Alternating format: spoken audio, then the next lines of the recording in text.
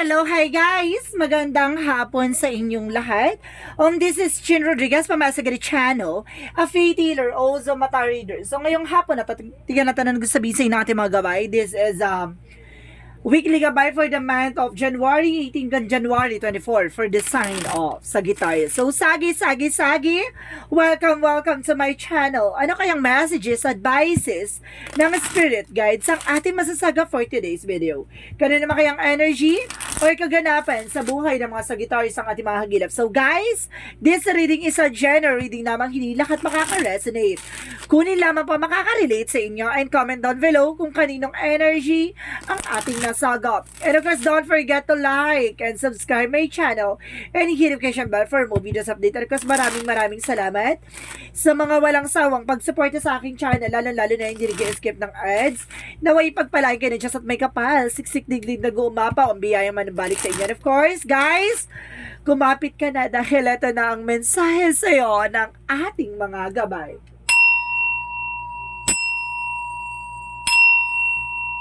Angel Spirit Messages, give me an information. Ano kayang gusto sabihin sa'yo ng ating mga gabay? So, there's a Page of Pentacles. So, there's a manifestation and investment. So, kailangan mo mag-invest. Oh my God. So, sinasabi dito, may mga bagong plano ka dapat gawin, no? And of course, there's a Seven of Cups. So, there's a lot of opportunities coming in for you. Maraming opportunity na papasok na dito, no? So, let's see additional messages. So, there's a Ten of Cups. So, there's a happiness. So, magiging masaya ka this time. So, this is the moment na parang, di ba? Kumbaga, magiging maligaya ka na sa mga, kumbaga, ano man yung naging ganap, no? Sa buhay mo. Kumbaga, sinasabi sa'yo dito, this is the happiness moment of your life. And of course, there's a Queen of Swords. So, there's a bigger pictures. So, titignan mo dito yung magiging possibilities, yung magiging kahihinat na situation, di ba? Titignan mo yung magiging cause and effect na situation bago ka mag-take ng actions. And the Moon card represents our truth reveal. May mga bagay na mailalahadan, may mga bagay na mailalantad, no? Maraming malalabas dito ng katotohanan sa likod ng kasinungalingan. And of course, there's a higher fan, so there's a lesson learned, no? May mga bagay na kailangan mong matuto, no? Matauhan. So, there's an education na dapat mong nalaman. So, let's see. What is the Page of Pentacles represent the King of Pentacles? So, there's a security. So, ibig sabihin, maging secure ka about sa finances. There's an investment. So, mag-invest ka, alam mo, ito pag mag-invest ka, kailangan sigurado, secure, diba? Para hindi ka ma-own, investment scam. Diba? Para hindi ka may scam dyan. So, let's see what is the Seven of Cups. So, there's an Eight of Pentacles. So, there's a focus. So, being dedicated sa ginagawa mo, kailangan mag-focus ka dyan, di ba? At the end of the time, mag-harvest ka. The Seven of Cups is a lot of opportunities. Maraming oportunidad na papasok dito. At sinasabi sa'yo dito, mag-focus ka lang sa ginagawa mo. No? Huwag kang papadistract, huwag kang papalin lang. And the Magician, there's a manifestation. Ito na yung maunti-unti na mamamanifest, no? Kumbaga, unti-unti ka na magiging masaya, magiging maligaya at the end of the time. So, let's see what is the Queen of Swords. Queen of Swords represent the Three of Pentacles. So, there's a collaborations, no? There's a teamwork. So, sinasabi sa'yo dito, guys, na kumbaga makikita mo na yung bigger picture of yourself. So, ibig sabihin dito, unti-unti mo na kumbaga, nakikita yung mga pinaghirapan mo. Ganon. So, let's see what is the Moon card. The Moon card represents the Queen of Cups. So, there's an information dito na there's an healing, no? Kumbaga, matatauhan ka na sa mga malalaman mo. No? Kumbaga, sasabihin mo na lang time first. Teka, Diyos ko, ganon. Kumbaga, mapapaganon ka na lang talaga dahil hindi mo ina-expect yung mga bagay na malalaman mo. So, let's see what is the Hierophant. Hierophant represent the Hangman. So, there's information na baguhin mo na yung perspective, baguhin mo na yung pananay, or even your mindset. Na baguhin mo na yan. So, let's see what is the Page of Pentacles and the King of Pentacles. So, there's a Knight of Cups. So, there's an offer. So, there's an offer dito na kailangan maging secure ka sa ginagawa mo, no? Kumbaga, even sa negosyo, trabaho, kailangan alam mo sa sarili mo kung ano yung paglalaanan mo ng panahon at oras. Alam mong kumbaga may benefits sa'yo sa huli. Ganon, there's an offer, there's an email messages. So, let's see what is the Seven of Cups and the Eight of Pentacles. So, there's a Star card and the Empress card. So, there's a renewal and rebirth. At the same time, there's an healing and miracles. See? Magkakaroon ka na ng healing dito. Pagdating sa negosyo, trabaho ka ng buhay mo, magkakaroon ka ng bagong negosyo, bagong trabaho, or something maaring madagdagan yung negosyo mo. Ganon. So, let's see what is the Eight of Cups and the Magician. So, parang nakaka-sense din ako dito, guys. Parang merong something promotion. And of course, there's a justice. Justice will be served. May mga bagay na parang matutupad na at magiging balanse sa'yo. Kumbaga, there's a cause and effect na situation that, kumbaga, yung lahat ng sacrifices na ginawa mo, kumbaga, magkakaroon to ng, kumbaga, bounce back sa'yo, no? Mababalik sa'yo yung mga bagay na pinagtrabaho or pinaghirapan mo. Kaya sinasabi dito, kumbaga, kung ano man yung ginawa mo, babalik sa'yo. So, ibig sabihin, kung maganda yung ginawa mo, maganda ang balik. Kung mali ang ginawa, kung masama ang ginawa mo, masama ang balik sa'yo. So, ibig sabihin dito, guys, meron din ako nasa may something na naiinggit behind your back, pero don't you worry, there's a karma is waving. No? So, let's see what is the Queen of Swords, and of course, there are Three of Pentacles, so there's the Full card. Ibig sabihin dito, kumaga, there's a new beginning. So, ibig sabihin, nasa tamang process ka. So, there's a processing. So, this is the moment na, kumaga, nasa tamang, wish o nasa tamang daan ka. Nasa tamang proseso ka. So, let's see. What is the Moon card in the Queen of Cups? So, there's an Eight of Cups. So, there's a let go. No? Kumaga, surrender to the divine. Hayaan mo ang ating universe, ang mag-unfold ng mga bagay-bagay, no? Na talagang para sa'yo. Unfold it naturally. So, let's see what is the Hierophant in the Hangman. So, there's a devil. So, there's an information na parang mayroong something na, kumbaga, gumawa sa'yo ng delays on something cancellation dito. No? Kumbaga, ginawang ka dito na para bumagal yung pasok na magandang kapalaran sa'yo. Or either, gumagawa sa'yo ng eksena dito para lahat ng mga bagay ay magkamali ka. No? Para lahat ng bagay ay, kumbaga, ma-distract ka o magulo ka. Or suddenly, kumbaga, ma-disappoint ka. Or even, kumbaga, hindi magawa yung mga gusto mong gawin. No? Kumbaga, there's a Hierophant, there's a lesson learned, and there's a religious factor na maaaring dinasalang ka, or there's an orasyon for palipad hangin or sumpa. So, let's see what is additional messages for the outcome. So, there's a lovers, no? Merong love life dito. It's either meron kang asawa, may jowa ka, o may partner ka, and then there's a love life. If you were single, magkakaroon ka ng partner. So, there's a two of path. So, there's a choices. So, sabihin dito, kumaga may mga pagpipilian ka dito. There's an Eight of Swords kung kailangan mo munang kumawala sa mga negativities. Kailangan mo munang kumawala sa toxicities. At the same time, there's a Page of Wands, there's a good news coming in for you. May magandang balita dito. At the same time, there's a Nine of Cups for wish fulfillment. So, ibig sabihin dito, unti-unti na matutupad yung mga pangarap mo dito. So, let's see what is additional messages for Magical Fairy Messages.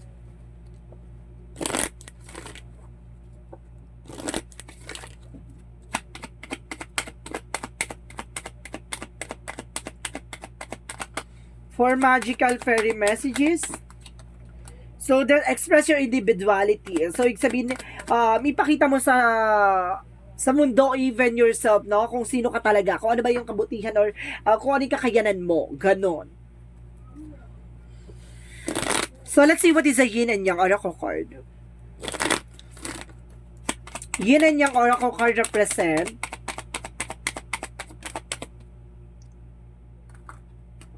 thoughts, no? There's a negative thought. So, it's a pato, kumbaga nag-overthink ka, you're being paranoid.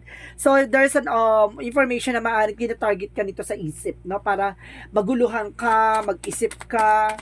And at the same time, there's lack. So, para magkaroon ka ng doubt and fear, no? Sa sarili mo.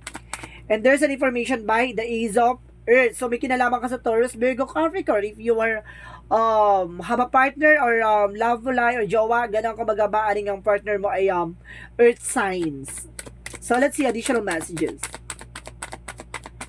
And of course, there is a spy, no? See, mayroong nag-i-spy or something watching you, no? And of course, sinasabi dito sa iyo dito na kumbaga kung nagpo-post ka by social media, iwas-iwasan muna kasi there's kumbaga curses silang ginagawa. There's an evil eye curse, no? There's an evil eye curses na ginagawa.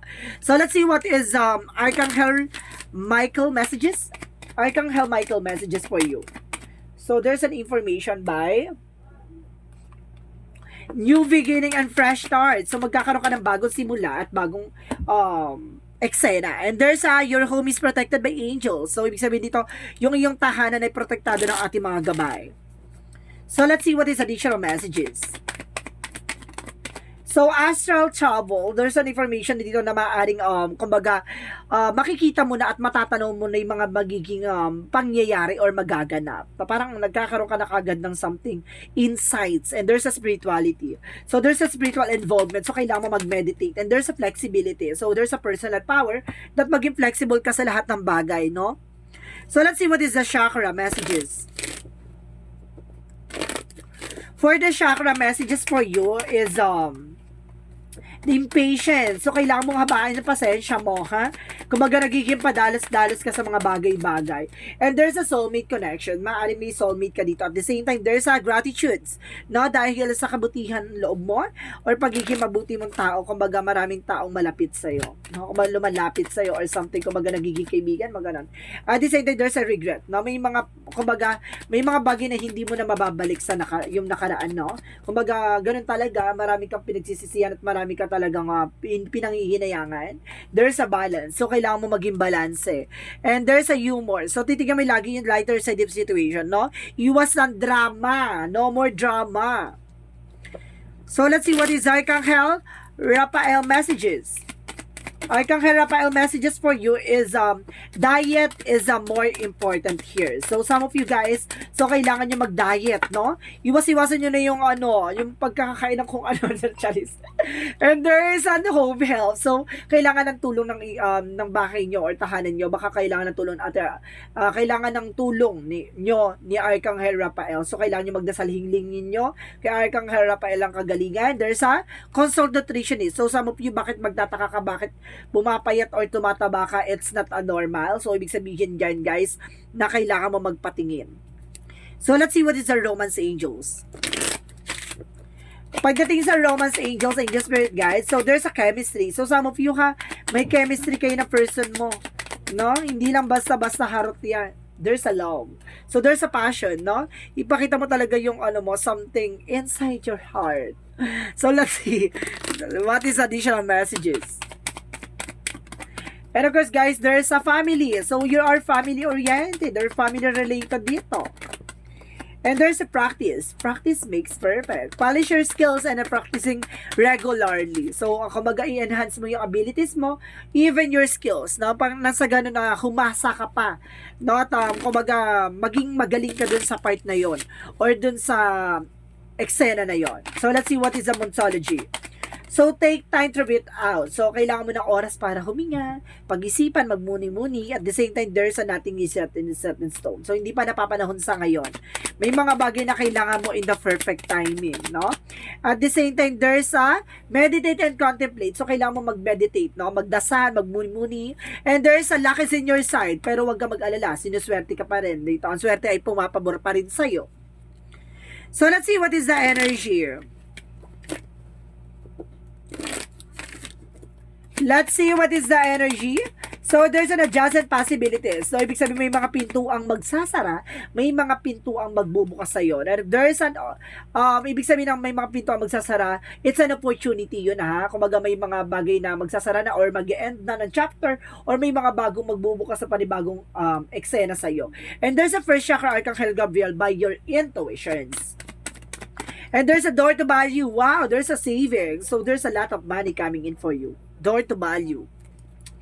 Pintuan para sa kasaganahan, sa madaling salita. So, let's see what is additional messages. And there's an I'm sorry, may hihingi ng tawad from the past. At the same time, there's a breath of the cosmos, so there's a micromanaging the universe. So, ibig sabihin dito, ibibigay ng ating universe yung mga bagay na para sa'yo. So, let's see what is Jesus' loving quotes. Jesus' loving quote said, be not afraid, only believe, no? Kumbaga, wag kang matatakot, no? Maniwala ka lang na lahat ng mga bagay na nangyari sa mundong ito, sa ginagalawan mo, ay may ibig sabihin at may kahulugan, diba? Wala naman yan, hindi naman yan mangyayari sa'yo kung walang purpose yan eh. May purpose yan si God para sa'yo, diba? Siguro marami lang sa'yo pinapaalam or ginigising ka lang sa katotohanan. So, let's see what is the angel's answer. Mag-isip na kayo kung ano magiging question nyo, guys. Nandito ang kasagutan sa iyong katanungan. Bibilang ko na 3, kailangan nakapag-isip ka na, okay? 1, 2, 3, angels answer. Give me answer for the question. Romance. So, there's a love life coming in. And there's a year from now. Ngayon taon na to. Ngayon taon na to, magkaka-love life ka. And there's a within the next few months. So, maaaring makilala mo na siya. And don't stop. Grind lang ng grind. Laban lang ng laban. Diba? So, let's see what is the angel's number. Angel's number represent what? 3, I am charismatic. Malakas ang charisma mo, ti. Malakas ang atake mo dito. Expression is comes to naturally to you. You are very skilled in communicating your thoughts through conversation. And creativity pursuits, you are able to get others on board with your idea. So, malakas ang atake mo talaga, no? Kumbaga, malakas ang hatak mo sa ibang tao, ganon. Kumbaga, malakas ang kumbaga, malakas ang amo mo, kumbaga, napapaamo mo sila sa ganong sitwasyon, no? Kumbaga, napapaniwala mo sila, diba?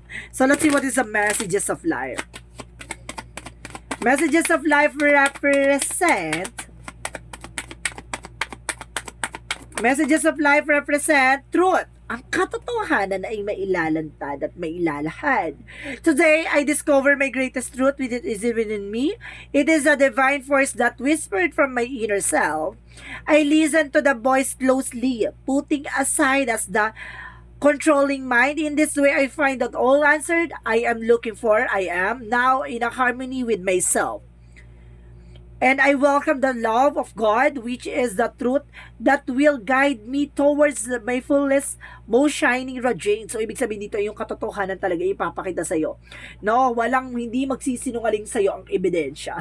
So, talagang ilalantad sa'yo yung mga bagay-bagay na mangyayari sa'yo sa hinaharap. So, ibig sabihin lang dito, continue what you're doing. Kumbaga, maging aware ka lang sa lahat na nasa paligid mo at mag-ingat ka sa magiging actions mo.